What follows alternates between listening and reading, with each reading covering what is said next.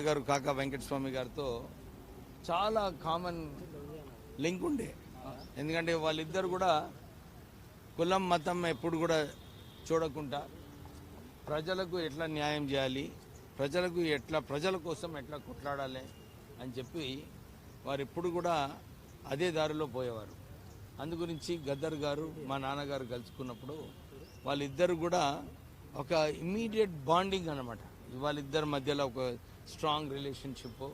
వాళ్ళు అనేకమైన సమస్యల మీద చర్చించినప్పుడు కూడా వారు ఇదే ఎట్లా బీద ప్రజలకు మనము ఉపయోగపడాలి, ఎట్లా వారికి న్యాయం చేయాలని చెప్పి ఎప్పుడు కూడా ఆలోచించేవారు.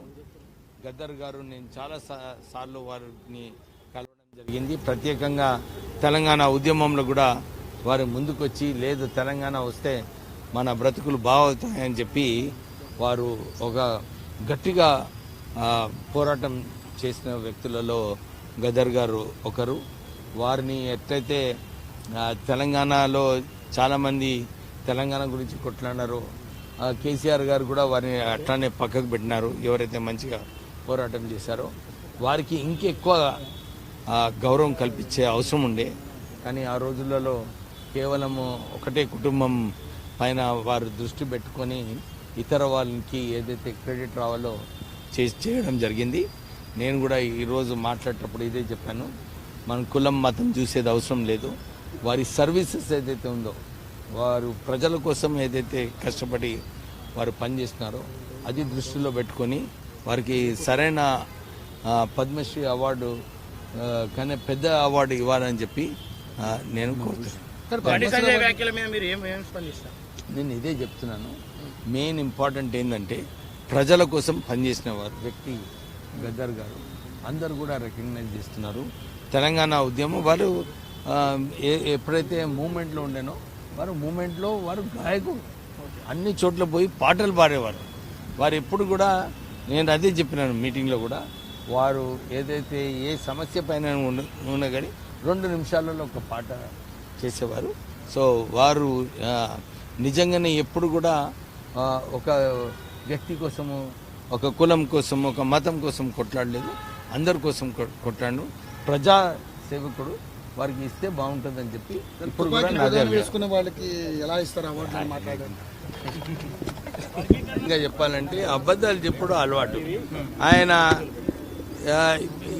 మాలలు వ్యతిరేకిస్తున్నారని ఎక్కడ కూడా మా మీటింగ్ ఏదైతే జరిగిందో మాలా సింహ గర్జన కేవలము సెల్ఫ్ రెస్పెక్ట్ ఆఫ్ మాలాస్ కోసము మేము ఆ మీటింగ్ చేసుకున్నాం. అందరు కూడా కులం గురించి చేసుకుంటున్నారు. వేరే కులాలు చేసుకున్నప్పుడు ఎవరు మాట్లాడతలేరు. మాల కులం వాళ్ళు చేసుకున్నప్పుడు ఎందుకు ఇంత?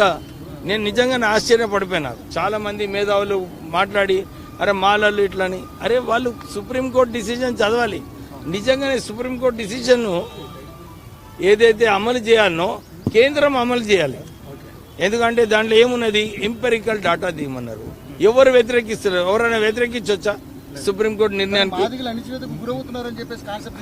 ఇక ఇప్పుడు మీరు చూసినారు, దేశాన్ని దోచుకున్న వాళ్ళు ఎలక్ట్రల్ బాండ్స్ ఇచ్చిన వారితో సంబంధాలు పెట్టుకుంటున్నారు.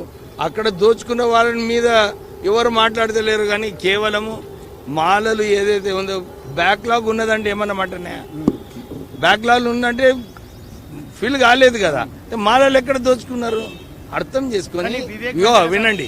ఇప్పుడే శాంత గారు ఏమన్నారు, ఇది డివైడ్ అండ్ రూల్ పాలసీ నడుస్తుంది. కేవలము మాలల మీద ఇప్పుడు ఎంపెరికల్ డాటా అడిగినారు. ఆ డాటా ప్రకారంగా సుప్రీంకోర్టు డిసిషన్ ఏదైతే ఉన్నదో ఎవరు వ్యతిరేకించలేదు. ఇది ఒక పొలిటికల్ డ్రామా, అర్థం చేసుకోవాలి. ఇది రాజు 1 మినిట్, అరే నేను చెప్పని 1 మినిట్ వెయిట్. మీరు చెప్పింది మేము వినాలా, మేము చెప్పింది మీరు వింటారు. సుప్రీంకోర్టు డిసిషన్ని ఎవరు వ్యతిరేకిస్తలేరు. అమలు చేసేవారు ఎవరు? కేంద్రం చేయాలి, రాష్ట్రాలు చేయాలి. రాష్ట్రాలు చేసుకోవచ్చని చెప్పినారు. ఉద్యోగాలు ఎక్కున్నాయి, సెంట్రల్లో ఉన్నాయి, స్టేట్లో ఉన్నాయి. అదే మోడీ గారు ఆల్రెడీ అనౌన్స్ చేస్తున్నారు. ఇది బీజేపీ ఎజెండా ఉంది. బీజేపీ ఎజెండాని కూడా వీళ్ళు కూడా గుర్తించాలి. కాంగ్రెస్ వాళ్ళు కొందరు చెప్తున్నారు. నేను ఇదే అప్పీల్ చేస్తున్నాను, ఈ ట్రాప్లో పోవద్దు. ఇది ఒక రాజకీయం. ఇదైతే చర్చ జరుగుతుందో ఇది ఒక రాజకీయం. ఎవరు మేధావులు సుప్రీంకోర్టు డిసిజన్ చదివినరా? చదివితే దాని గురించి మాట్లాడాలి. ఏముంది, దీన్ని ఎట్లా ఇంప్లిమెంట్ చేయాలి అని చెప్పి మాట్లాడుకుంటే బాగుంటుంది. నేను అదే చెప్తున్నాను, ఏమి క్లియర్గా ఉన్నాను. సుప్రీంకోర్టు డిసిషన్ ఏదైతే ఇచ్చిందో సెంట్రల్ గవర్నమెంట్ జాబ్స్ ఉన్నాయి, స్టేట్ గవర్నమెంట్ జాబ్స్ ఉన్నాయి. మోడీ గారు ఆల్రెడీ మాట ఇచ్చినారు, నేను పరేడ్ గ్రౌండ్లో అందరు కలుసుకొని వాళ్ళిద్దరు కలుసుకొని నా తమ్ముడు అని చెప్పి ఆయన మాట ఇచ్చినాడు. దాన్ని ఎంతసేపు పార్లమెంట్ సెషన్లో ఉన్నది, పోయి కాలు మొక్కి పెద్దన్న కాలు మొక్కితే 2 నిమిషాలు అయిపోయే పని. దాని ప్రకారంగా చేసుకోవాలి, కానీ ఉట్టినే మాలను తిట్టడము అది సరైన పద్ధతి కాదు. నేను ఇప్పుడు కూడా చెప్తున్నా, నేను మొన్న పొద్దున్న ఒక ఇంటర్వ్యూ ఇచ్చినప్పుడు నేను ఇదే చెప్పినాను. మా నాన్నగారు ఒక విషయం చెప్పినారు, అది ఇంపార్టెంట్ విషయం ఇక్కడ చెప్పడానికి. ఏమన్నారంటే చాలామంది వాళ్ళని తిట్టినప్పుడు కూడా వారు ఇదే చెప్పేవారు, అరే వారు పాపం చిన్న వ్యక్తి, నన్ను తిట్టి ఏదైనా పదవి వస్తే రానియండి, దళితుల వ్యతిరేకంగా ఏమి మాట్లాడను, నేను ఎవరి వ్యతిరేకంగా నేను మాట్లాడా. ఎవరైనా నా మీద మాట్లాడి ఉట్టిన నన్ను విమర్శించి వాళ్ళు పెద్దగైతే కానివ్వండి, దళితుడే ముందుకు పోతాడు. ఎందుకంటే దళితుల సమస్యలు చాలా ఉన్నాయి.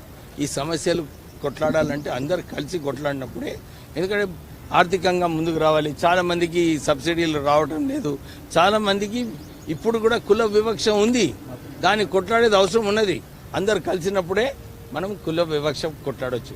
ఈ రాజకీయం వదులుకోవాలి, ఎందుకంటే సుప్రీంకోర్టు నిర్ణయం ఇచ్చింది ఆల్రెడీ, దాన్ని ఇంప్లిమెంట్ చేయాలి.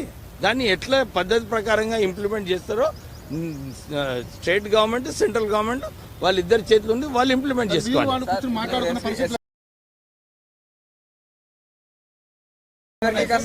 మాకి మేము గోయా మాల సింహ గర్జన ఏముండే, మాలల ఆత్మ గౌరవము, సెల్ఫ్ రెస్పెక్ట్. మేము అక్కడ కూడా మా మీటింగ్ లో ఏమన్నారు, అన్నదమ్ములని అన్నారు. మేము ఎవరు వ్యతిరేకంగా ఏమన్నా విమర్శించినామా? ఎవరు మాట్లాడలేదయా. అందరు కూడా ఇప్పుడు కూడా ఇగో బాబు, ఎవరో ఒక్కళ్ళు ఇద్దరు మాట్లాడిండొచ్చు, కానీ మెజారిటీ ఆఫ్ ద పీపుల్ ఎవరు కూడా ఎందుకు మాట్లాడినరు? వాళ్ళని తిడుతున్నారు, మాలను రోజు తిడుతున్నారు అని చెప్పి ఆవేదన ఉంటుంది కొందరికి. కానీ జనరలీ ఎవరు కూడా ఇప్పుడు కూడా మీరు ఏ మీటింగ్లో కూడా మేము మొత్తం తెలంగాణలో అన్ని డిస్ట్రిక్ట్స్ తిరగడం జరిగింది. ఎక్కడన్నా మాట్లాడినామా? మీరు చెప్పండి. నిజంగా వ్యతిరేకిస్తుందంటే మీరే ప్రెస్ వాళ్ళు. కానీ ఒక్క క్వశ్చన్, అవును మీరు ప్రెస్ వాళ్ళు ఏం చేస్తున్నారా? అడగాలి కదా ఆయనను.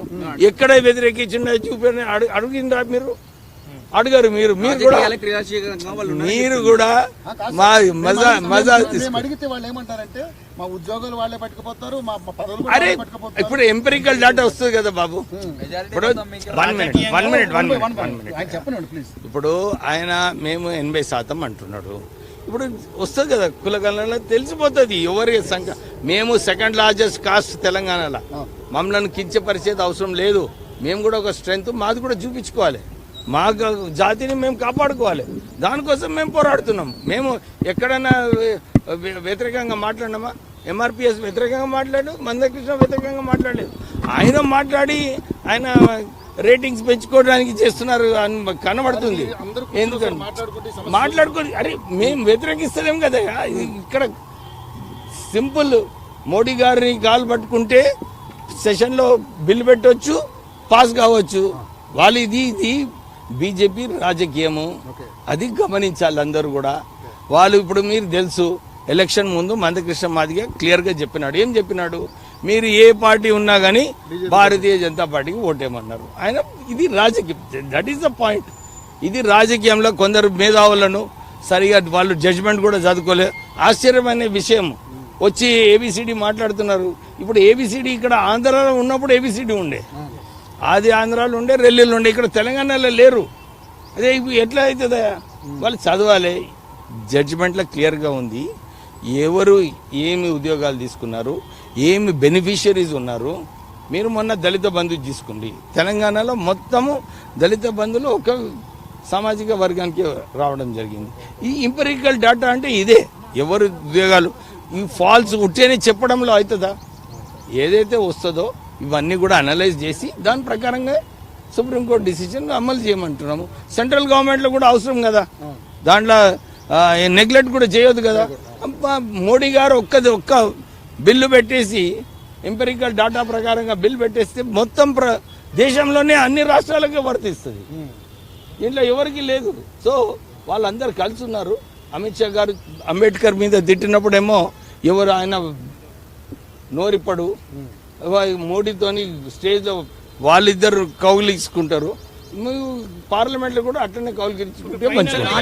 రాజ్యాంగబద్ధంగా మీరు చేస్తే మీరు ఇప్పుడు మీరు అన్నారు లాస్ట్ టైం 1 minute 2009లో 2014లో వివేక్ దీన్ని వ్యతిరేకించను, బిల్లే పెట్టలేదు. నేను చాలా సార్లు చెప్పిన, నేను ఎక్కడైనా ఈ బిల్లు వ్యతిరేకంగా ఏమైనా చర్యలు తీసుకుంటే నేను రాజకీయాల నుంచి తప్పుకుంటా.